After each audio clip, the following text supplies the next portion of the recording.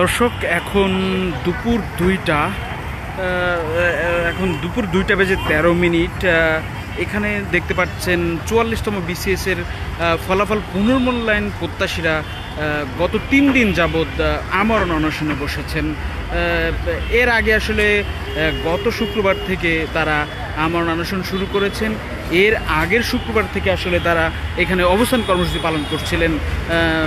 তাদের দাবি 44তম বিসিএসের যে ফলাফল দেওয়া হয়েছে সেখানে আসলে তাদের সঙ্গে বৈষম্য করা হয়েছে।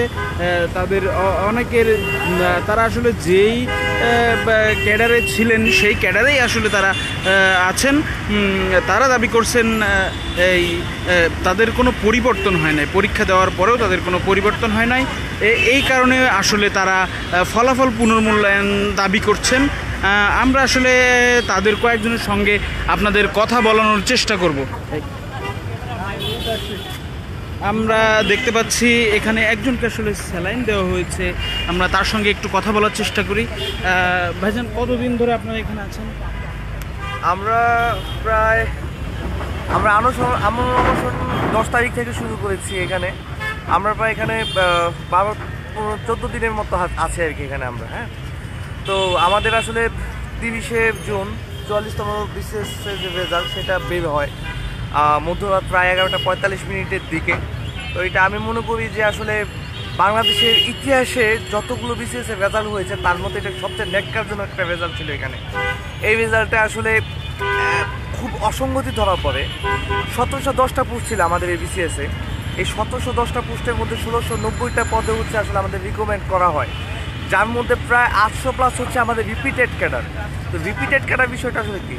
এর মানে হচ্ছে যে অলরেডি শিক্ষা ক্যাডারে 41 বা 43-এ কর্মরত তাকে আবার শিক্ষা ক্যাডারে রিকমেন্ড করা হয়েছে।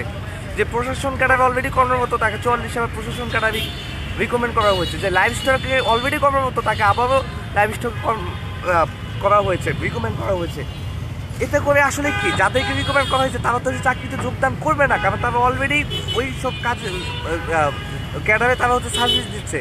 তাহলে এটা আসলে কি? এটা হচ্ছে পোস্টের অপচয়, পোস্টটাকে নষ্ট করা।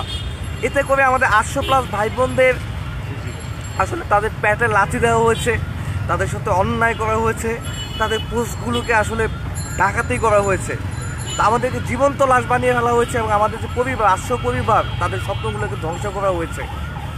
তো আমি মনে করি যে আসলে বিগত যে বিশেষগুলোতে আমি দেখেছি